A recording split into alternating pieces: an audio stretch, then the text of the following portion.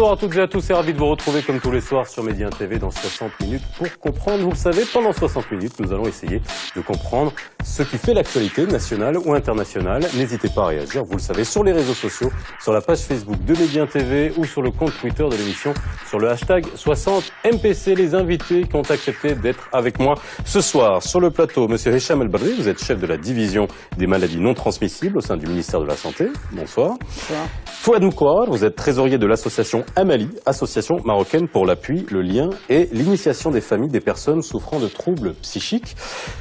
Hachem Tiel, vous êtes psychiatre, directeur de la clinique Villa Delila à Casablanca. Et enfin, Monsieur Omar Battas, psychiatre au CHU Ibn Rushd et auteur du rapport du CNDH sur la santé mentale. Merci messieurs d'être avec nous ce soir pour mieux comprendre ce sujet. 40%, c'est le pourcentage de la population marocaine de 15 ans et plus qui souffre ou a déjà souffert d'un trouble mental, selon l'enquête nationale de prévalence réalisée par le ministère de la Santé, publiée en 2007. Toujours selon cette étude, les maladies mentales touchent 5% de la population, soit plus de 1,5 million de Marocains. Des chiffres qui peuvent sembler alarmants, qui interpellent sur la prise en compte de la maladie mentale et des déséquilibres psychologiques dans les politiques de santé.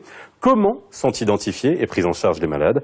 Les dispositifs existants sont-ils suffisants? Et que prévoit la stratégie sectorielle en la matière qui arrive à échéance cette année même? Maladie mentale, une priorité? C'est le titre de l'émission de ce soir.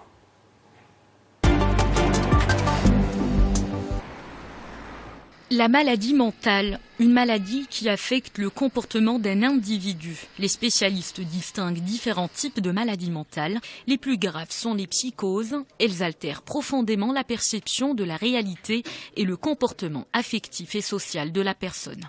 Quant aux névroses, elles sont des affections moins profondes car le sujet reste conscient du caractère pathologique de ces troubles. Entre les psychoses et les névroses se situent les troubles de la personnalité, à l'exemple des états limites et des troubles du comportement, ajoutant à cela les troubles mentaux en rapport avec des maladies physiques. Selon l'Organisation mondiale de la santé, les troubles mentaux sont l'une des causes principales de suicide qui peuvent être traitées, mais l'accès aux soins reste limité dans les pays à faible revenu. Et pour cause, le faible nombre d'intervenants dans le domaine et les perceptions des maladies mentales. En 2012, le Conseil national des droits de l'homme a publié son rapport Santé mentale et droits de l'homme, l'impérieuse nécessité d'une nouvelle politique. Une enquête menée dans 20 établissements psychiatriques du Royaume. Le CNDH a notamment souligné la non-harmonisation du texte de loi relatif à la maladie mentale et une répartition géographique inégale en termes de ressources humaines, de moyens et supports de traitement.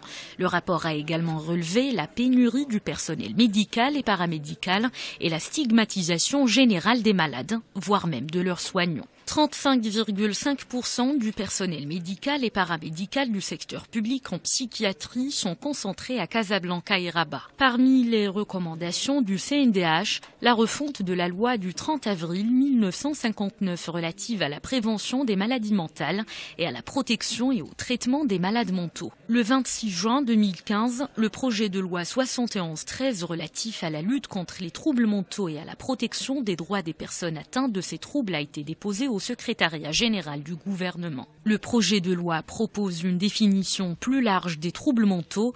Il prévoit la création d'établissements de réhabilitation et de réintégration et un diagnostic établi par 2 médecins n'exerçant pas dans le centre hospitalier où la personne est soignée.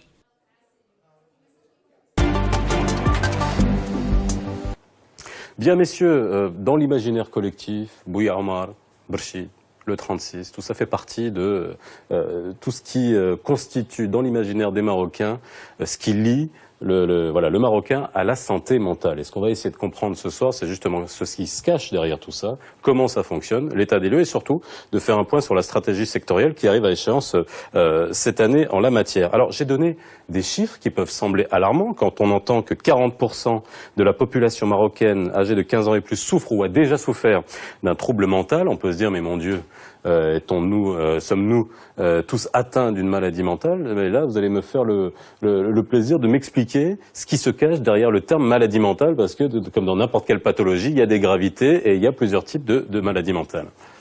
Je crois qu'il est pertinent d'abord de définir un peu la santé mentale avant de parler de la maladie mentale. Parce que, vous savez, quand on parle de la santé mentale ou de la santé, l'Organisation mondiale de la santé, elle définit la santé comme étant un état de complet bien-être physique, mental et social. Et non pas, et ce n'est pas juste l'absence de la maladie. Et là, on trouve un peu la composante mentale dans la définition de la santé. Donc, il n'y a pas de santé sans santé mentale. Déjà, je crois que ça, c'est très important. La santé mentale, c'est un bien-être, on va dire, c'est un état de bien-être pour que la personne puisse vivre normalement, puisse réfléchir, puisse travailler, puisse être utile pour la société. Et quand on parle d'une maladie mentale ou d'un trouble mental, c'est plutôt, moi je dirais que c'est un dysfonctionnement, c'est les manifestations d'un dysfonctionnement. Il y a plusieurs définitions, mais j'ai trouvé la définition qui s'approche le plus de la santé publique. C'est une manifestation d'un dysfonctionnement, je veux dire, là où les personnes ils trouvent des problèmes de comportement émotionnel, intellectuel, etc. Mais peut-être les professeurs peuvent nous donner une définition beaucoup plus précise. Alors, Hachem Thiel, justement, vous êtes psychiatre. Qu'est-ce que vous mettez dans ce 40% de personnes ayant soit étant atteintes de maladie mentale ou ayant eu une maladie mentale? Oui, je crois que ce que disait Sibeli est important. Donc, en ce sens que la santé mentale, c'est effectivement un tout. La santé mentale, c'est ce qui détermine l'adaptation d'individus qui constituent une société dans les meilleures conditions. Ce n'est pas la maladie mentale. La maladie mentale est un composant de cette santé mentale. C'est un parmi bien d'autres dans la santé mentale. Il y a la prévention, il y a l'enseignement, il y a plein de choses. Mais ce qui nous concerne maintenant, c'est donc la maladie mentale, donc ce qui touche à la psychiatrie, la maladie mentale. Et non pas la psychologie. La psychiatrie, je dis. C'est important de le souligner. Donc, alors, donc la maladie mentale, qu'est-ce que c'est? C'est, à mon sens, on peut en parler en termes de faillite. C'est un moment dans l'histoire d'un individu dans lequel il est en faillite. En faillite dans quoi? Dans ses capacités à gérer des situations de vie. Ce qui se traduit par quoi? Ça se traduit par des symptômes. Les symptômes, c'est quoi? C'est tout l'effort que fait l'individu confronté à la faillite de son système défensif psychologique pour arriver à tenir. Il peut tenir comme il peut ne pas tenir. S'il ne tient pas, là on commence à avoir des réponses inadaptées, des réponses anormales qui peuvent être des réponses émotionnelles sous forme d'anxiété, de peur, d'idées obsessionnelles. Ça peut être des comportements inadaptés. Ça peut être une pensée inadaptée. Donc la pensée peut être, elle, prise. C'est large, hein? Et oui, ça peut être prise dans quelque chose d'absolument incroyable, dans une pensée délirante.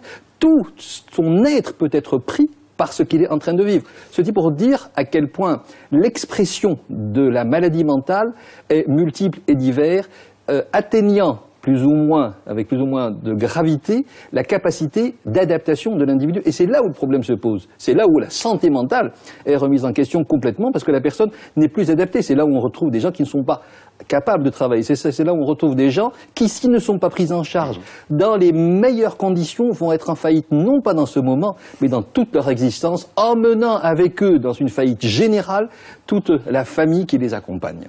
Et là, justement, la famille, on en parlera parce que c'est vrai que l'accompagnement des familles autour des malades mentaux ou de personnes ayant un trouble mental, c'est vrai que c'est important de faire la distinction parce que dans l'utilisation des termes, on voit bien la perception que peuvent avoir les gens. Un malade mental est nécessairement quelqu'un de bizarre, voire dangereux. On pourra en reparler. Sibotas, oui. Par rapport à cette définition, c'est vrai que ça nous permet de voir derrière, ce qu'il y a derrière ces 40%. C'est juste pour, en gros, dire aux gens qui nous regardent, derrière ces 40%, il n'y a pas 40% de malades mentaux au Maroc. Il n'y a pas 40% si on prend la perception qu'ont les gens de la maladie mentale. Parce que la maladie mentale, historiquement, dans l'imaginaire collectif des personnes, de la population, c'est que c'est le malade qui a des troubles du comportement dans la rue, qui dit n'importe quoi, qui divague, qui est violent. Cela ne représente qu'un pourcentage minime, moins d'1% de la population générale. Et c'est ubiquitaire, c'est retrouvé dans toutes les, je dirais, dans toutes les sociétés, dans toutes les cultures. Cette fréquence des maladies comme ça qu'on regroupe de préférence pour être plus, je dirais, plus précis dans la terminologie, on dirait cette fréquence des troubles psychiques, elle est retrouvée dans la plupart des sociétés, dans la plupart des cultures. Et pourquoi? Parce que qu'est-ce qu'elle touche? quel est ce trouble psychique? Mais avant de définir ce trouble psychique, qu'est-ce que le psychisme? Généralement, ça a été bien dit tout à l'heure par mes collègues, le psychisme, si on peut être réductionnisme, le psychisme, ce qu'on apprend lorsqu'on est dans ce domaine, c'est que la nature humaine est complexe, c'est un véritable puzzle, et ce qui fait définir dans ce domaine est très difficile et très compliqué. Mais pour simplifier, dans la simplification, je vais être réducteur, vous aurez 3 sphères qui constituent le psychisme humain. C'est le comportement, comme vous avez bien dit, c'est les émotions et c'est l'intellect. Et ces 3 sphères peuvent être perturbé ou dysfonctionnel à un certain moment de la vie d'une personne. Donc il peut être émotionnellement triste, pas bien, anxieux, avoir une peur, avoir une phobie, il peut avoir des idées qui ne sont pas adaptées à la réalité ou des idées négatives comme dans la dépression, et il peut avoir des troubles du comportement. Mais c'est une variation, donc elles peuvent être touchées de façon très intense, elles peuvent être touchées de moins intense. Donc ça varie d'une personne à une autre.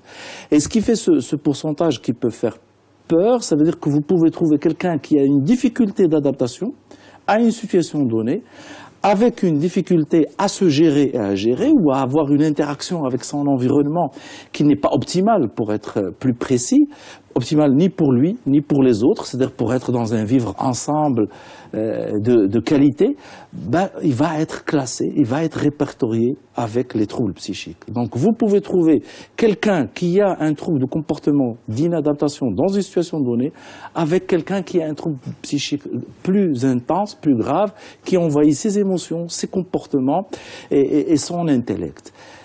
Alors, Fouad Moukola, vous faites partie de la société civile, finalement, où vous représentez l'association Amali. Je répète le titre de l'association, pour l'appui, le lien et l'initiation des familles des personnes souffrant de troubles psychiques. On reviendra sur les typologies de troubles qu'on peut observer au niveau du Maroc, mais c'est vrai que je vais vous poser une question toute simple que j'ai posée aux associations lorsqu'on parlait du handicap de manière générale. Est-ce que les malades mentaux, la maladie mentale est encore tabou chez nous? Est-ce qu'on cache encore dans les familles les personnes qui sont atteintes de maladies mentales plus ou moins graves?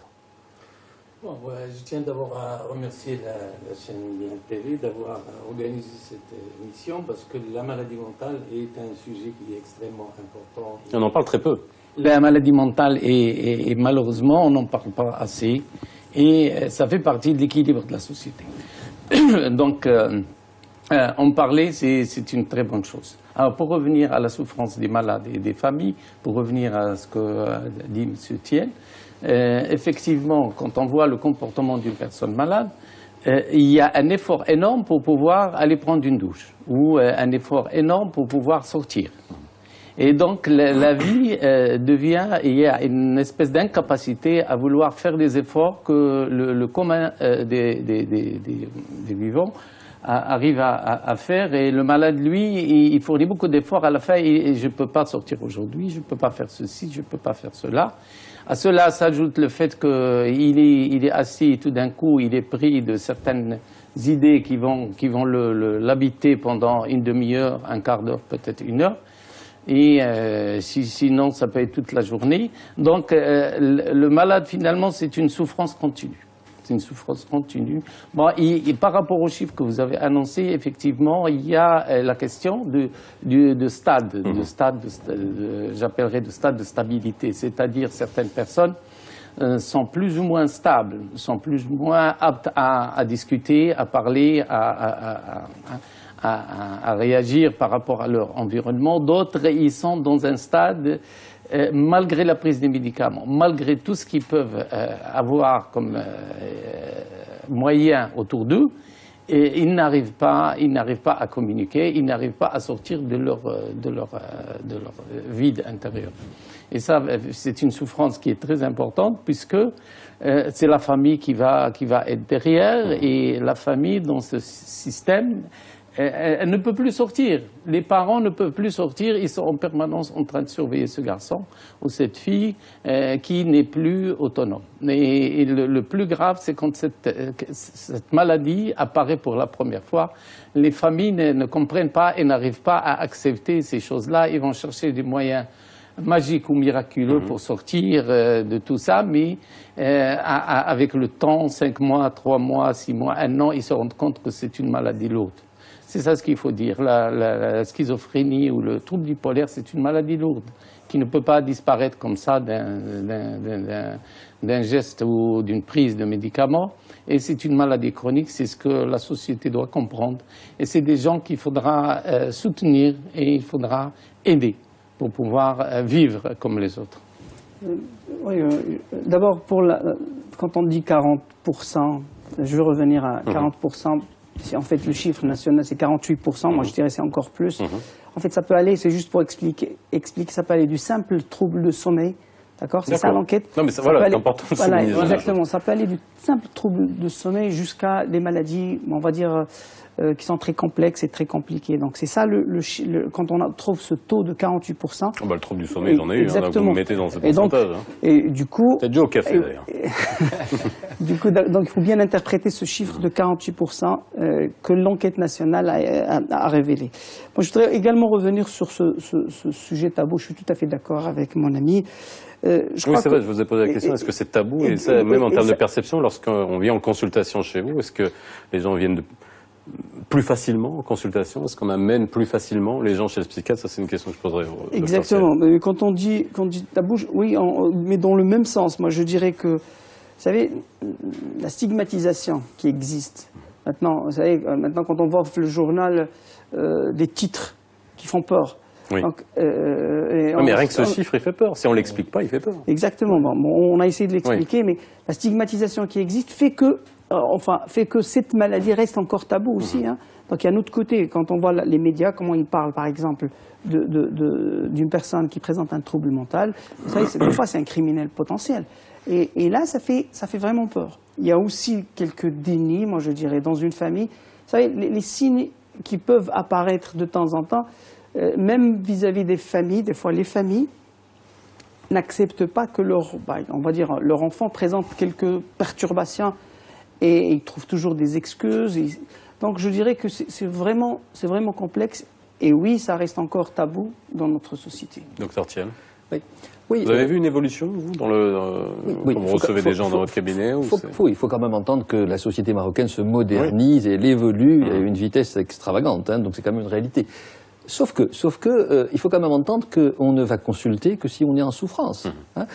Alors, il y a bien évidemment la grosse difficulté de la maladie mentale, qu'il y ait l'incompréhension. La maladie mentale est quelque chose d'insaisissable. C'est ça le gros problème auquel on est confronté quand on est aussi bien malade que quand on est accompagnant de malades. On ne sait pas qu'est-ce qui se passe. Et personne ne nous explique ce qui se passe. On est perdu devant des comportements, des discours, des fonctionnements, des émotions. On ne sait pas d'où elles viennent. On ne comprend pas. Et on cherche des réponses, d'ailleurs, n'importe où. On va les chercher. On a parlé tout à l'heure de magie. On la cherche n'importe où. Parce que quelque chose, un comportement est d'autant plus angoissant, une pensée est d'autant plus angoissante qu'on ne lui donne pas d'explication.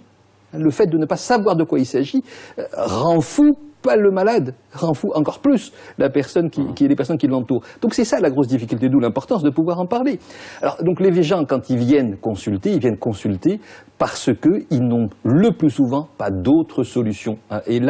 Et c'est là où le rôle du psychiatre est essentiel. C'est un rôle d'abord dans lequel on explique aux gens ce qui se passe, que c'est quelque chose de maladif. Et ce n'est pas, je ne l'ai pas dit tout à l'heure, ce n'est pas une maladie du cerveau. Ce n'est pas le cerveau qui est malade, c'est la psyché. C'est pour ça qu'on parle de psychiatre. Alors c'est quoi la psyché? La psyché, c'est tout ce qui enveloppe tous les mécanismes qui déterminent tout notre fonctionnement. Hein, mécanismes conscients et inconscients. Et c'est tout le problème de tout ce qui est inconscient qui détermine notre façon d'être, notre façon de relationner, notre façon de nous comporter, notre façon de vivre ce que l'on vit, avec nous-mêmes. C'est tout ça qu'on ne saisit pas, c'est l'insaisissable de l'être humain. Voyez-vous, et les gens, quand ils viennent consulter parce qu'ils sont dépassés par ce qui se passe. On leur apporte une première réponse d'abord, dans laquelle on prend le temps de leur expliquer ce qui se passe, et à partir de là, pouf, ils soufflent parce que ils entendent qu'ils sont compris et que ce qu'ils ont n'est pas quelque chose d'exceptionnel. C'est là où on essaye de leur apporter des réponses, et les réponses, elles existent, et je le dirai autant de fois que possible, la maladie mentale se soigne. on guérit d'une maladie mentale. Il faut quand même l'entendre, moyennant un gros effort. Et bien évidemment, il ne faut pas non plus rêver, on ne soigne pas tout le monde, mais dans n'importe quelle maladie. Alors justement, soigner, il faut les consulter, il faut des spécialistes, il faut des médecins. On a une loi aussi. À une époque, on était précurseur en termes de protection des personnes atteintes de maladies mentales. On va y revenir, mais avant, voilà, je voulais rebondir par rapport à ce que vous disiez. Il faut aller se faire soigner. Quand on regarde, et là encore, je regarde les chiffres, et là, c'est une enquête réalisée par le CNDH en 2012. On a 0,63 médecins pour 10 000 habitants. On est à près de 4 au niveau mondial, hein, c'est au niveau de la psychiatrie. En termes de lits, on est à moins d'un lit pour 10 000 habitants, 0,78. On est très en retard par rapport à ça, que ce soit par rapport à la moyenne mondiale. Dans des pays voisins, on est à 1,73. Est-ce que ça, on vient de prendre conscience qu'il fallait, on va voir avec la stratégie sectorielle, qu'il fallait faire une priorité de la maladie mentale?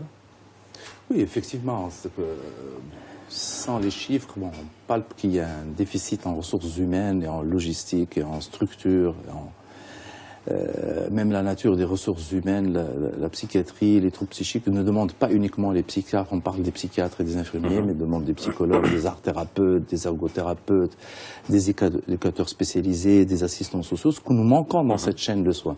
C'est vrai qu'on est en déficit énorme, criant, parce que l'indépendance, c'est jeter la pierre, mais tu sais que le politique c'est l'art du possible, ils avaient des priorités, il y avait des maladies plus endémiques, et jamais la psychiatrie, ni la santé mentale, ni les maladies psychiques n'étaient dans le radar, si on peut s'exprimer ainsi, des différentes autorités.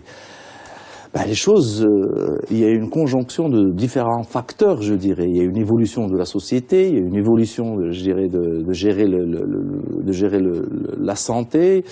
Il y a l'émergence et l'évolution, comme a dit Dr Thiel, c'est l'émergence de l'individu. Et là, c'est un problème parce qu'on verra que le malaise qui est en train de grimper dans un rapport avec cette transition que vit, une transition entre guillemets anthropologique, pas uniquement économique ou politique ou sociale, mais même anthropologique. Là, on a la notion d'individu alors que c'était dans le groupe. Pour revenir à dire que la maladie mentale est un tabou avec un T majuscule, et actuellement on constate qu'elle est un tabou, mais avec un T minuscule. Ça veut dire que l'individu consulte actuellement, va voir le spécialiste, mais sans que le groupe ne le sache. Et on n'est encore pas totalement... on évolue vers la société des individus, type entre guillemets occidental, et ce qui fait que ça ramène avec elle les problématiques psychologiques, pas uniquement économiques, pas uniquement sociales.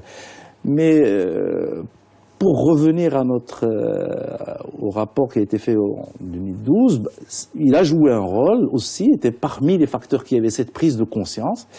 Il y a aussi des rapports internationaux, même économiques, de l'OCDE par exemple, qui disent que l'impact et le coût des maladies psychiques est très élevé, sinon dans certaines situations il est plus coûteux que les maladies organiques. Et je vous donne un simple exemple pour que les téléspectateurs, c'est qu'il y a une étude qui a été faite par l'école de santé publique de Boston, de Harvard, qui a commandité par la Banque mondiale et l'OMS, et qui ont fait des projections sur les maladies qui vont être très coûteuses, très invalidantes, et par conséquent pour dire aux décideurs qu'est-ce qu'il faut programmer d'ici 2020.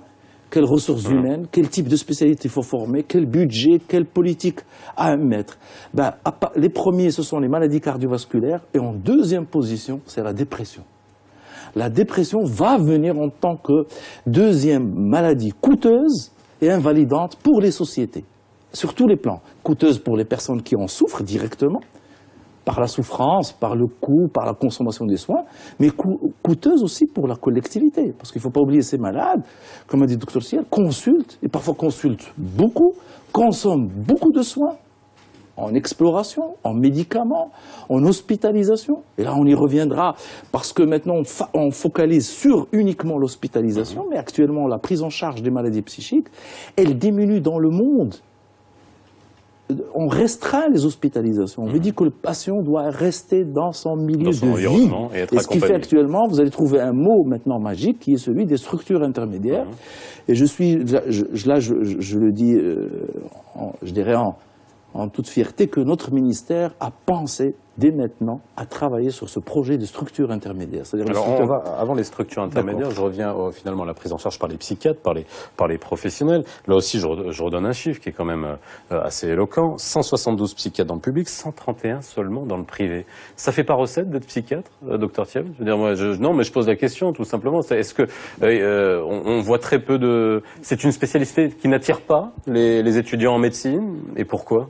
La psychiatrie a fait peur, hein, donc c'est quelque chose d'extrêmement complexe et lourd. Oui. Être un psychiatre qui fait comme il se doit son travail est quelque chose qui est extrêmement mobilisateur. Vous savez que la formation d'un psychiatre, c'est pas simplement 4 années de psychiatrie. Hein, il faut avoir fait énormément de choses par ailleurs pour développer des outils de soins. Hein, il faut avoir fait des formations dans des thérapies multidisciplinaires. Et n'est pas psychiatre qui veut. Il faut pouvoir manager quelque chose d'impossible. C'est la souffrance de l'autre. Hein, et ça, au quotidien, les consultations en psychiatrie n'ont rien à voir avec les autres consultations. Une consultation standard une première fois, vous pouvez y rester 3 quarts d'heure, 1 heure et demie. Pardon ? Vous n'avez pas de stéthoscope. Nous, on n'a pas de stéthoscope. Voilà. Le stéthoscope est ailleurs. Donc c'est une discipline qui fait peur. Alors, bien évidemment, elle ne fait pas recette. Non, elle ne fait pas recette parce que c'est quelque chose qui est prenant en temps, mais c'est quelque chose qui est passionnant. C'est un monde extraordinaire, fabuleux. Mais qui nécessite d'être fait dans de bonnes conditions. Et là, je reviens à ce qui se disait tout à l'heure. C'est pas en termes de lit de psychiatrie que le problème se pose, c'est en termes de ce qu'on peut offrir aux patients malades mentaux dans une structure de soins. Vous savez, en psychiatrie, je dis toujours... Parce qu'un malade mental qui arrive au stade d'être dans un lit hospitalisé, c'est quand même les cas les plus extrêmes. Oui. Oui, bien évidemment. Voilà. Bien évidemment. C'est la crise, c'est la crise. Attends, je termine. Donc, pour compléter ce que je disais, en psychiatrie, nous sommes la seule discipline dans laquelle les murs soignent. Je dis toujours ça. Les murs soignent, ça veut dire quoi? Ça veut dire qu'on ne peut pas soigner quelqu'un si on le met dans un lit et on le laisse prendre son traitement. C'est toute une prise en charge. Comme vous m'avez dit murs dans mon imaginaire, moi je pense aux salles capitonnées. Vous voyez, quand on doit sortir les... Oui, non, mais on dit que les murs soignent, ça me fait peur. La prise en charge d'un malade en souffrance psychique est quelque chose qui nécessite la mobilisation de toute une équipe. Le professeur Bottas en a parlé tout à l'heure. Il faut énormément de monde. Il y a des activités, il y a une concentration de tous les partenaires dans la prise en charge. Il y a des psychologues qui voient tous les jours les patients, il y a des ergothérapeutes, il y a des infirmiers qui sont spécialisés, que vous devez former en permanence pour qu'eux-mêmes soient capables de gérer une souffrance qu'ils se coltinent toute la journée. Je ne sais pas si vous vous rendez compte, dans un service de malade difficile, et on est confronté à l'agressivité des gens, on est confronté à la douleur de l'autre, et on est obligé de rester dans une écoute, dans une proximité qui est juste ce qu'il faut. Et pour ça, il faut du travail, il faut une grosse équipe, et il faut du travail. Ce n'est pas un malade. Est-ce que ces gens-là sont accompagnés? Parce que j'imagine que c'est très dur. Non, mais c'est vrai, en plus, ces gens-là. Donc c'est pour ça que le manque, finalement, de psychiatres, ça aussi, c'est quand même, on va en parler dans la stratégie, il y a aussi un objectif de former des psychiatres, mais c'est important, ça aussi. Si on n'arrive pas à attirer vers la profession des étudiants en médecine, c'est quand même un problème. Oui, je suis tout à fait d'accord. C'est vrai que la psychiatrie, c'est une réalité. Hein. C'est pas une spécialité qui attire les étudiants en médecine. C'est propre au Maroc ou c'est... Non, je ne crois pas que c'est propre au Maroc. C'est quand même significatif. Exactement, mais je peux dire que quand vous avez donné le chiffre, c'est vrai qu'on a 276 psychiatres actuellement entre secteur public et secteur privé. On est à 0,83 pour 100 000 habitants actuellement. Et ça y est, on fait partie des 52% des pays qui sont moins de 1 médecin pour 100 000 habitants. Ça veut dire que ce n'est pas vraiment l'exception. Hein. Ça prouve ce que ça prouve. Moi, je voudrais juste peut-être parler d'un point. Alors, vous gardez le point parce qu'on doit faire une pause et je reviens. Parfait. Je vous redonne la parole juste après.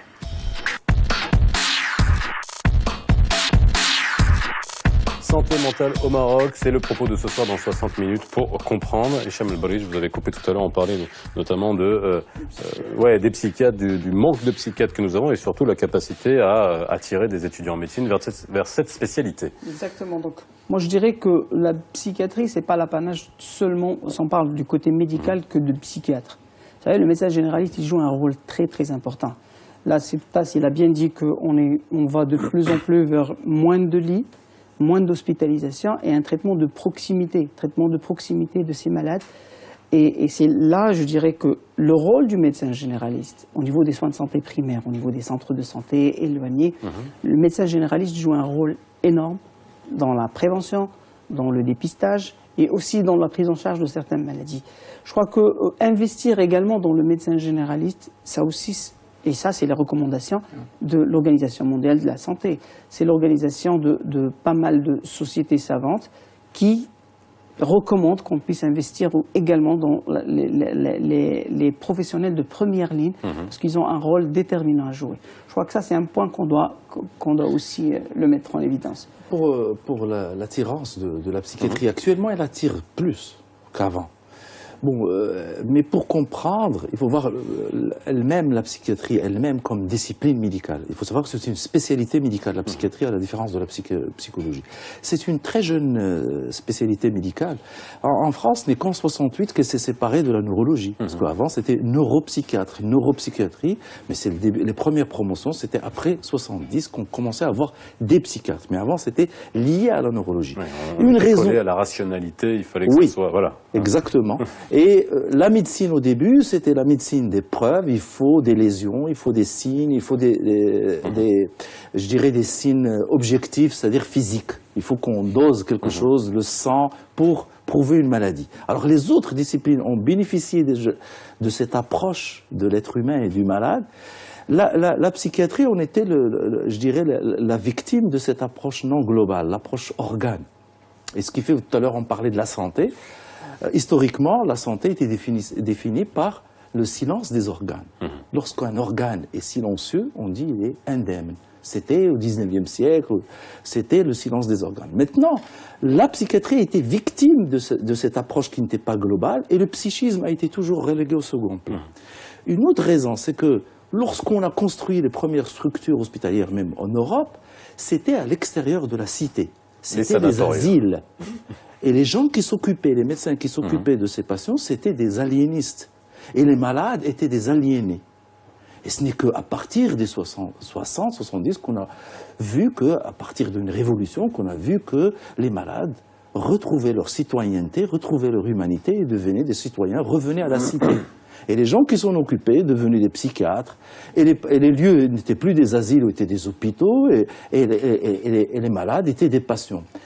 Troisième raison, c'est qu'il faut savoir qu'avant 1952, on ne disposait pas de médicaments. Le premier médicament qui a été utilisé en psychiatrie et qui a été efficace date uniquement de 1952. C'est la date de naissance, si vous voulez, du traitement médical. Ça a joué un rôle au début aussi que les gens n'allaient pas vers la psychiatrie. Et la psychiatrie aussi a été un peu impactée par son lien avec la psychologie. La psychologie, embryologiquement, c'était la philosophie. Les philosophes, dans l'histoire de l'humanité, c'était les premiers psychologues. Et ce n'est qu'au fin 19e siècle, début 20e siècle, que la psychologie elle-même s'est distinguée. Et après, c'est devenu les épiciers et le pharmacien, qui est devenu le psychologue de quartier. Ce lien lui-même a joué un rôle, un impact. Et ce qui fait qu'on nous disait au début, vous, qu'est-ce que vous faites? Vous savez que parler, que vous papotez.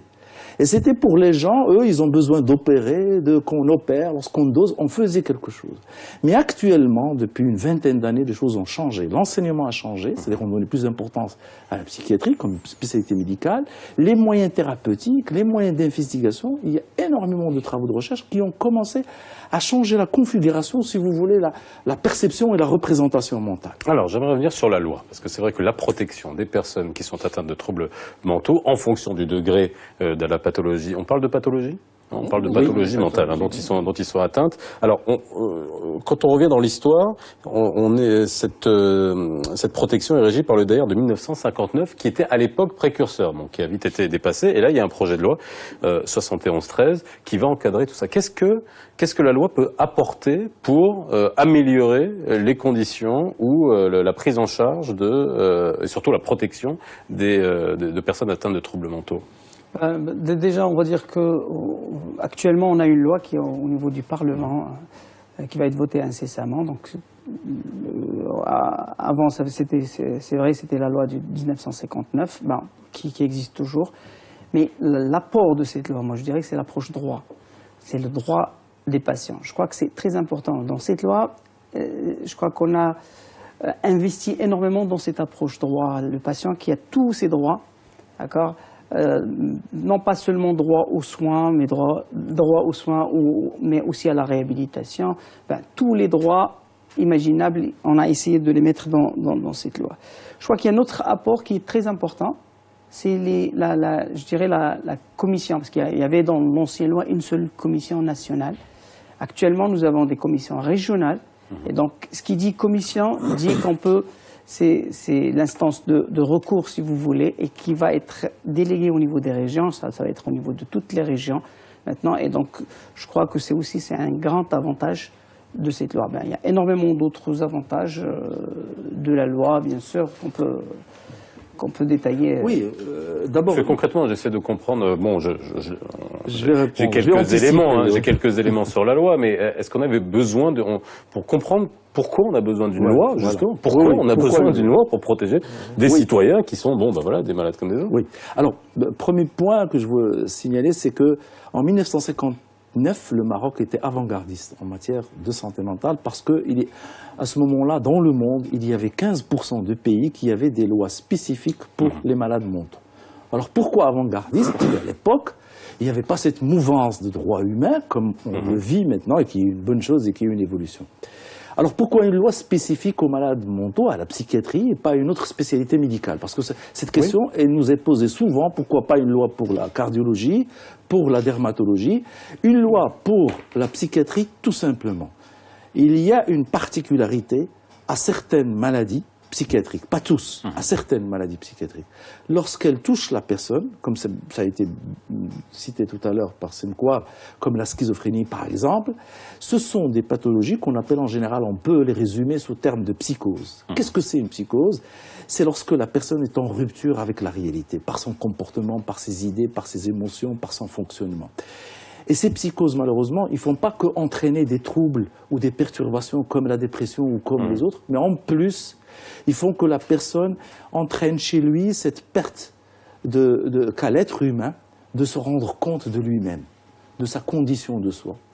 Et ce qui fait qu'il n'a plus la capacité, on dit un terme un petit peu qui n'a pas de traduction française, c'est-à-dire l'insight, qui n'a pas cette possibilité qu'on a tous de se voir en intérieur et de dire bon, cela c'est pas vrai, ça c'est inadapté à la réalité, qu'est-ce que je fais, qu'est-ce que je dis?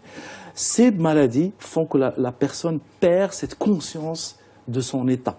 Et ce qu'il fait, il ne se rend pas compte. Il vous dit qu'il est un prophète, mais il ne se rend pas compte. Il fait des troubles, il ne se rend pas compte lui-même. Il adhère à ses idées délirantes, il adhère à ce comportement.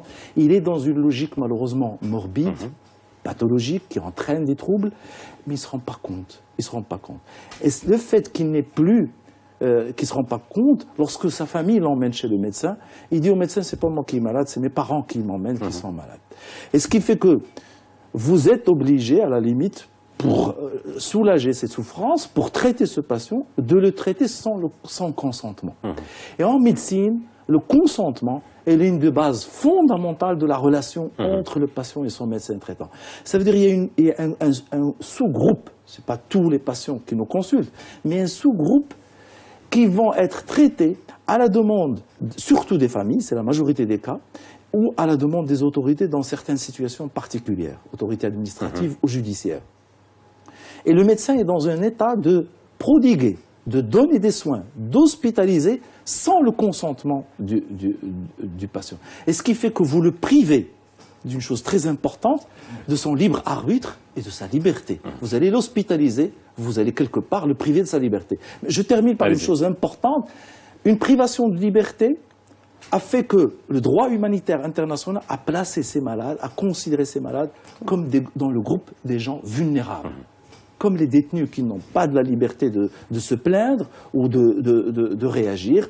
Alors c'est pourquoi il y a une loi qui les protège, il y a une loi qui légifère pour qu'il n'y ait pas d'abus ni de dérapage pour ces hospitalisations sans consentement. Donc c'est une loi spécifique à la psychiatrie, en premier et de façon importante, à protéger et à légiférer sur ces hospitalisations et ces soins qu'on appelle soins sans consentement. C'est quoi? Oui, effectivement, par rapport à ça, le problème qui se pose, c'est qu'il y a, étant donné qu'il est en situation d'incapacité, certains parents ou des proches peuvent abuser de ce phénomène. Et c'est pour ça que la loi est venue pour pouvoir équilibrer un peu ces choses-là, parce qu'il y a des enjeux d'héritage et autre chose. Et il y a des gens même qui sont chez eux et on cherche par des moyens à les faire sortir de leur logement. On en reçoit des coups de téléphone comme ça. Et donc la loi est venue quand même pour pouvoir arranger un peu ces choses-là. Ça, c'est très important. Alors je voulais juste revenir à la stigmatisation qui est très importante parce qu'au niveau au niveau je dirais au niveau médical, la stigmatisation, même au niveau de l'hôpital lui-même, c'est-à-dire le traitement ou l'accueil de ce malade, malheureusement, partout, il est stigmatisé. Et ça, c'est très important. C'est-à-dire, son image autour de la société, autour de ses parents, tous ces gens autour de lui le stigmatisent. Et ce qui fait qu'il vit encore plus de souffrance. Donc, je reviens ici sur une chose importante, c'est l'estime du malade. Donc, en fait, il s'agit de trouver les moyens pour pouvoir relever l'estime de cette personne. Et donc, un peu la contre-stigmatisation, c'est un peu tous les moyens qu'on peut mettre pour pouvoir lui remonter le moral, l'encourager et c'est un peu l'objet de toutes les formes d'éducation, de psychoéducation pour pouvoir relever l'estime et lui donner de l'importance pour qu'il puisse vivre un peu plus en équilibre. Oui, simplement pour aller dans le sens de ce qui a été dit et peut-être compléter, une loi pose un cadre. Un cadre est essentiel pour savoir qui fait quoi et comment est-ce qu'on peut protéger, comment est-ce qu'on peut donner leurs droits, tout ça. Mais bon, je pense qu'il faut quand même que ce soit pas... C'est aussi le niveau de responsabilité de ces personnes en cas d'acte... J'entends bien, mais il faut quand même bien entendre que la loi n'est pas là pour protéger les patients contre un risque potentiel est-ce qu'il y ait de l'abus. Il faut quand même l'entendre. On n'a pratiquement pas de plainte pour abus comme cela. Il faut quand même bien l'entendre. Parce que vous savez qui est le meilleur garant? C'est le médecin. Le meilleur garant, ce n'est pas une loi, c'est le praticien. C'est lui qui, quand on reçoit des gens, tous les psychiatres, quand ils reçoivent quelqu'un sans son consentement, il fait son évaluation et il tient compte de tout cela. Et même si la loi est là, si le médecin n'est pas là, le patient ne sera pas protégé. Donc il faut bien entendre que c'est simplement une loi qui vient cadrer. D'ailleurs, on a travaillé de manière remarquable, et je tiens à remercier le ministère et à sa tête notre ministre de la Santé. On a fait avec eux un travail absolument remarquable. Il y a un collectif qui s'est créé, collectif dans lequel il y a des professionnels, des spécialistes, des experts, et qui a essayé d'apporter un certain nombre d'idées, d'enrichir le débat et de recevoir également ce que pouvaient nous dire les juristes du ministère. Et on a fait un travail absolument remarquable, et nous pensons avoir été, disons, le plus proche possible de l'attente de toutes ces personnes qui ont besoin justement de ce cadre qui protège et le malade et le médecin et la pratique et qui l'enveloppe et la développe. Alors, en termes de loi, vous voulez réagir en fait, je parlerai de termes de loi et d'autres lois, parce que vous avez parlé de dépression, et c'est vrai qu'il y a quand même le code du travail, un certain nombre de maladies professionnelles, et la dépression, le burn-out, comme on peut l'appeler, n'est pas considéré comme une maladie professionnelle, et ça, est-ce que c'est un combat qu'il faut mener, parce que il y a beaucoup de gens qui sont victimes soit de harcèlement, soit de mise au placard, et qui donnent lieu à des dépressions, et qui sont incapacitantes au niveau de leur travail. Oui, vous avez tout à fait raison. Moi, je voudrais revenir peut-être on est là pour expliquer, peut-être pour simplifier. Vous savez, dans quelques cas psychiatriques, un patient qui présente un trouble mental, il peut donner toute sa fortune. Alors, je voudrais revenir parce que vous avez posé une bonne question. Pourquoi la loi? Et c'est une manière de protéger ces personnes qui restent vulnérables. Vous imaginez quelqu'un qui peut léguer toute sa fortune, quelqu'un qui peut Il faut aller devant un notaire. Et un notaire, normalement, il est garant, il faut qu'il atteste sur l'honneur comme quoi cette personne est dans la capacité, en possession de ses moyens. Mais ça existe. Il y a des gens qui, question d'héritage, question de fortune, et donc c'est pourquoi, normalement, cette loi, elle est là et elle est venue pour protéger les droits. Ça c'est très important. Je suis tout à fait d'accord avec Sitiane quand il dit que le médecin, c'est le principal garant, mais la loi reste, elle est là vraiment pour protéger ce type de patients, parce que, comme il a été bien dit, c'est des patients qui sont très, très, très, très vulnérables.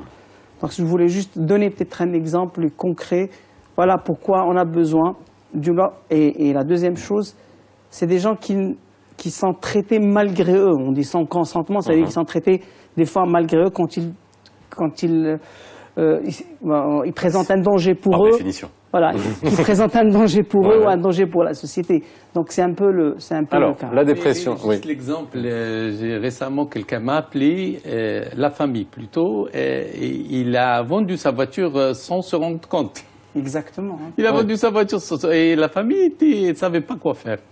Et ça pose un problème, parce que bon, dès qu'on sait que quelqu'un est fragile, on va abuser de lui, je sais pas, et c'est même pas l'argent, la famille c'est même pas l'argent, où est-ce qu'il est passé. Enfin, il y a des mécanismes qui existent aujourd'hui déjà. Donc on arrive à manipuler beaucoup de choses. Mais il faut que, voilà, bon, il y a un ensemble de choses sur Il y a des lesquelles on peut venir. manipulations qui se font et autour de lui, et lui, dès qu'on sait que quelqu'un est faible et fragile, on va abuser de ça. Et c'est pour ça qu'il faut le protéger. Alors, la dépression, vous en avez parlé tout à l'heure, c'est quand même une maladie qui est considérée comme un trouble mental, qui est incapacitante, qui est, on va dire, à des degrés différents extrêmement courants et qui, vous savez, sur un plateau de radio, je reçois quasiment tous les lundis énormément d'appels de gens qui sont victimes de harcèlement, qui sont victimes de dépression suite au travail. Ils se posent toujours la question, est-ce que c'est une maladie professionnelle? Est-ce que ça va me permettre d'être prise en charge? Et là, on se rend compte que non, ça n'est pas considéré comme une maladie professionnelle ou issue du travail. Est-ce que ça aussi, c'est un combat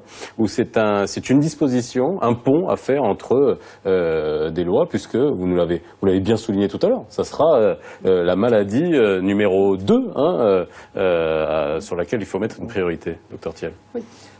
Le problème qui se pose n'est pas au niveau, à mon sens, de maladie professionnelle ou pas. C'est une maladie qui peut être liée au travail au même titre que beaucoup d'autres.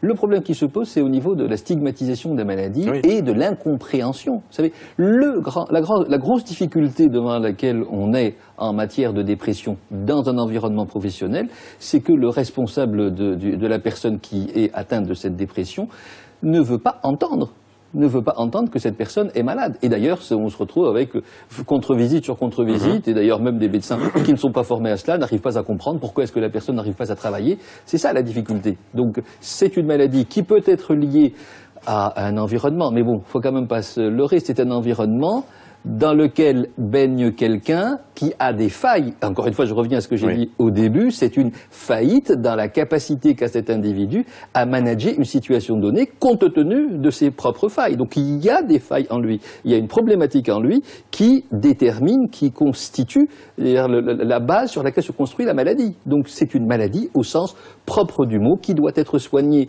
avec des soins appropriés, des soins médicamenteux, des soins psychologiques et un environnement adéquat. J'insiste beaucoup là-dessus. Il y est nécessaire, on ne peut pas... Il y a des gens que vous soignez. Vous savez, c'est comme les gens quand ils sont hospitalisés quelque part, ils ont un problème. Il y a des gens qui sont hospitalisés chez moi, ils sont hospitalisés avec un traitement, le même traitement qu'ils prenaient à l'extérieur. Quand ils le prennent à l'intérieur de l'institution psychiatrique, ils guérissent alors que le même traitement donné à l'extérieur ne guérit pas. C'est pour ça que je disais, les murs soignent. Les murs, en fait, la prise en charge, quand elle est bien faite convenablement, elle apporte beaucoup. Et les malades déprimés, ils ont besoin de cela. Ils ont besoin d'être exclus de leur environnement professionnel, peut-être exclus de leur environnement familial, etc. Je crois qu'il faut quand même distinguer tout ce qui relève de la dépression. Quoiqu'il y a une dépression maladive, il y a une dépression qui vient des conditions de travail. La schizophrénie, c'est quelque chose qui se déclare subitement. C'est une maladie dans laquelle la personne n'a pas de prise. Alors que certains types de dépression viennent des conditions de travail. Mais alors qu'une schizophrénie ou un trouble bipolaire, il se déclare peut-être sur un prétexte quelconque, mais c'est quelque chose qui est vraiment intérieur à la personne, malheureusement. Et ça, c'est très important. C'est pour ça qu'il faut séparer quand même tout ce qui relève du monde professionnel et qui peut trouver des solutions. Effectivement, il faut reconnaître que cette personne vit des difficultés de travail, mais c'est très loin de la schizophrénie qui est incontrôlable. Vraiment, on n'arrive pas à contrôler cette personne. Pour le burn-out, vous avez tout à fait raison, parce que le classer dans les maladies professionnelles, vous savez, il y a une définition pour classer les maladies dans d'autres pays. Exactement. C'est un tableau des maladies professionnelles et tout, et donc tableau réglementaire. C'est le tableau exactement. C'est des tableaux réglementaires. Je crois que la définition doit évoluer pour que le burn-out soit. Mais ça reste quand même une maladie qui est prise par c'est-à-dire les psychiatres. Donc c'est une maladie mentale. Je suis tout à fait d'accord. Peut-être qu'on doit faire évoluer un peu le tableau qui englobe un peu les maladies professionnelles. D'accord, pour inclure non pas seulement le burn-out, mais pas mal d'autres maladies. Je crois que c'est une définition qui doit être évoluée. Alors, une réforme est en cours, c'est une stratégie sectorielle qui prend, c'était 2012-2016. Quelles sont ces grandes lignes de cette stratégie ? Bon, la stratégie du ministère de la Santé, je crois que moi je dirais qu'elle est basée sur 4 principaux axes. Le premier axe, c'est la promotion de la santé, la prévention et la lutte contre la stigmatisation. Et là, peut-être, je dirais 2 mots, parce que la définition de la promotion de la santé mentale, c'est très vague. Mais qu'est-ce qu'on fait? Peut-être je vais tabler sur deux grandes activités qu'on est en train de faire. C'est accompagner un peu les associations, d'accord, dans leur formation. Et via les associations, c'est toucher un peu les familles pour les sensibiliser. Et je crois qu'on a commencé un programme, MLI par exemple, et les autres associations, ils ont bénéficié de pas mal de sessions de formation. Bon, le deuxième point, c'est ce qu'on appelle la réorganisation et le renforcement de l'offre de soins. Donc, réorganisation, renforcement de l'offre de soins, c'est tout ce qui est infrastructure. Et donc, on l'a peut-être bien dit, maintenant la politique du ministère de la Santé, c'est ne pas construire beaucoup d'hôpitaux. D'accord, psychiatrique, c'était la recommandation du CNDH, mais c'était aussi les recommandations ce que vous appelez les structures intermédiaires. Non, on est ou alors l'intégration de services psychiatriques dans les hôpitaux. Exactement, c'est ce qu'on appelle les services intégrés. Donc maintenant, c'est des services qui sont intégrés au niveau des hôpitaux généraux. Et donc, ils sont traités au même titre que la cardiologie, que la pneumologie, que les autres spécialités. Et donc, nous trouvons des structures... C'est en soi déjà une lutte contre la stigmatisation. Exactement. Le fait de l'intégrer, ouais. Exactement. C'est un peu dans ce sens. Mais quand on parle d'améliorer l'offre de soins, c'est aussi le renforcement je dirais, les ressources humaines. Je peux dire qu'actuellement, nous avons à peu près 80 psychiatres qui sont en formation. Je crois que c'est quand même un bon nombre. L'année dernière, on a affecté 23 psychiatres, ce qui fait quand même... Il nous en faut combien? Vous savez, il y a dans l'idéal, non mais c'est ça. Vous pouvez créer des vocations, il y a un chiffre, des gens. Sensibiliser. Exactement, mais c'est-à-dire nous avons vraiment un but pour atteindre il nous faut, franchement, pour atteindre un psychiatre pour 100 000 habitants, il nous faut quelque chose comme, voilà, comme 80, 85, et on aurait atteint le 1. Mais est-ce que c'est suffisant? Tout à l'heure, on a parlé, est-ce que c'est vraiment ce dont nous avons besoin? Parce qu'il y a d'autres pays qui ont plus, qui ont 3 et qui ont 4. En fait, ça dépend, on a dit que c'est un gradient. Il y a aussi, il n'y a pas que les médecins, il y a les infirmiers. Et là, il y a un effort énorme qui se fait au niveau des hospices, des écoles de formation des infirmiers. Et je peux vous donner aussi un chiffre. L'année dernière, c'était 130 infirmiers spécialisés en santé mentale. Mais comme il a été dit, je crois qu'il y a un certain nombre de défaillances en matière d'autres profils, et on a besoin d'autres profils. Toujours dans cet axe. Je pense que cela, il faut leur rendre hommage, plus particulièrement à ces infirmiers, le staff paramédical qui s'occupe de ces gens. Exactement. Il y a les médicaments également. Vous savez, et on va dire qu'il y a une progression des médicaments. On a commencé à 42 millions de dirhams en 2012. On est passé 2015, c'était 130 millions de dirhams, et pour cette année 2016, c'est quand même 200 millions de dirhams, donc c'est multiplié par 5, et je crois que c'est un effort énorme qui est en train de se faire dans ce côté-là. Pour ne pas trop s'attarder sur cet axe, il y a le troisième axe qui est le partenariat. Et là, je crois qu'on est en train de travailler partenariat avec le secteur privé. On a eu un témoignage clair. Mais aussi les autres départements. Vous savez, la santé mentale, ce n'est pas l'affaire du ministère de la Santé tout seul. C'est le ministère de la Justice, c'est le ministère de la Solidarité, c'est l'Éducation nationale, c'est énormément de départements, c'est les ONG, c'est l'administration pénitentiaire avec laquelle on travaille, on fait énormément de choses. C'est plein de départements. Et je crois que cet axe de partenariat, on est vraiment en train de le promouvoir, parce que tout le monde a besoin de tout le monde si on veut lutter contre Juste un élément très, très factuel. Ça coûte cher, les prises en charge médicamenteuses des maladies psychiatriques, ça coûte cher? C'est très, très cher. Ça peut aller jusqu'à 3 000 dirhams par mois par personne. Et dans les États où des personnes, surtout les nouvelles générations de médicaments, ça coûte très cher. Justement, vous avez raison de poser cette question, puisque parmi les recommandations et les demandes des gens, en tant qu'association, la première question qu'ils nous posent, est-ce qu'on peut avoir des médicaments gratuits? Et là-dessus, donc, je voudrais ouvrir une parenthèse. Les médicaments existent dans les hôpitaux. Malheureusement, il y a des règles pour les avoir. Il y a un cadre bien précis et il n'y a pas tous les médicaments. Et continuer à avoir une carence, parce que nous, ce qui nous intéresse en tant qu'association, c'est les résultats. C'est-à-dire, est-ce que dans les malades, est-ce qu'ils arrivent à trouver les lits? Est-ce qu'ils arrivent à trouver les médicaments? Et ça, malheureusement, il y a encore une insuffisance. Les gens appellent. et se plaignent de ce côté-là. Donc, oui. Moi, je voulais compléter un petit peu ce que disait notre ami M. Berry. C'est par rapport à la santé mentale, c'est beaucoup la prévention. Et la prévention, c'est d'abord les enfants et les adolescents.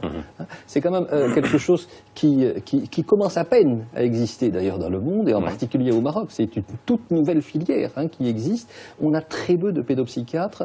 Dans le programme qui existe, on n'a pas suffisamment, je pense, de moyens pour mettre en place ce qu'il faut, mais la pédopsychiatrie est un élément central de la santé mentale. Je crois que je n'insisterai jamais suffisamment là-dessus, et il y a tout un travail à faire de ce côté, tout un investissement à faire de ce côté, et c'est déterminant pour la santé mentale du Maroc. Il faut du talent pour être psychiatre, j'imagine qu'il le faut encore plus pour être pédopsychiatre.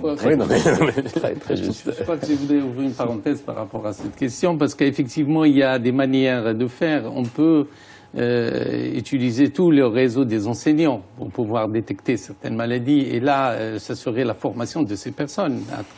Ça pourrait être un projet pour le ministère de la Santé de pouvoir sensibiliser le corps enseignant à travers des séminaires pour pouvoir leur expliquer comment détecter, comment reconnaître et je suis sûr que ces enseignants sont sensibles à ce point.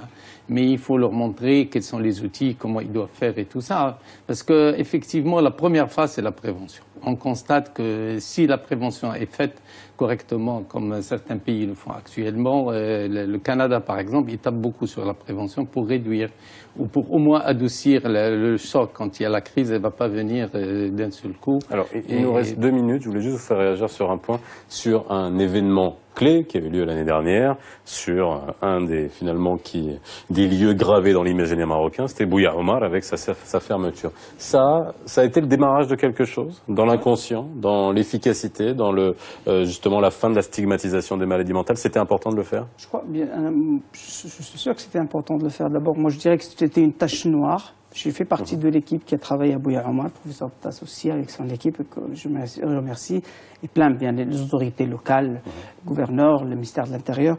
Je crois que c'était une tache noire, et il faut voir, parce qu'on suit ces malades actuellement, on les voit, on les a vus où est-ce qu'ils vivaient, d'accord? On a vu ce qui se passait pour eux. Maintenant, parce qu'on fait des supervisions, on a des instructions formelles, parce qu'on suit ces malades d'une manière hebdomadaire. Nous avons un rapport hebdomadaire pour ces malades. On les suit de très près et on leur rend visite. Je crois qu'on les voir au départ. Ils ont tous été transférés? Alors oui, ils ont tous été transférés. Nous avions 825 personnes avec troubles mentaux qui étaient transférées au niveau des hôpitaux. Actuellement, une bonne partie, je dirais exactement 175, ils sont récupérés par leur famille. C'est une bonne chose. Donc c'est des familles qui ont constaté que c'est des personnes qui peuvent être traitées.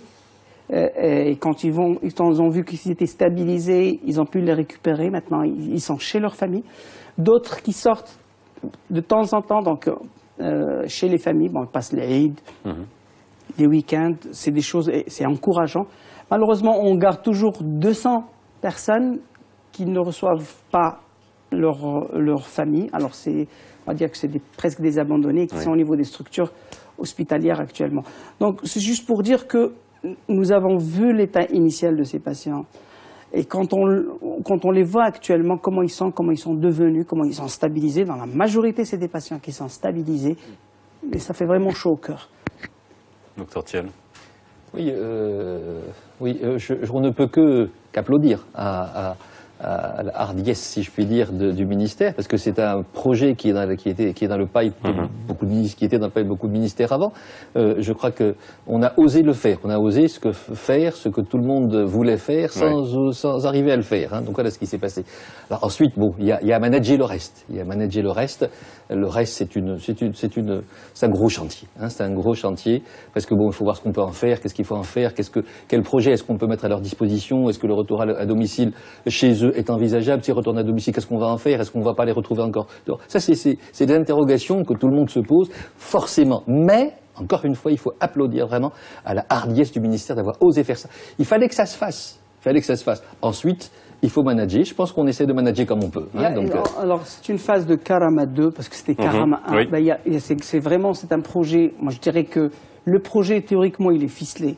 Maintenant, comme j'ai dit tout à l'heure, ce n'est pas l'affaire que du ministère de la Santé. C'est transversal, on l'a bien compris. Exactement, on doit tous mettre la main dans la main pour pouvoir trouver des solutions. Merci à vous d'avoir été avec nous ce soir pour mieux comprendre ce sujet. Excellente soirée sur Médien TV. Si vous nous avez pris en route, ne ratez pas la rediffusion, comme d'habitude, 22h40.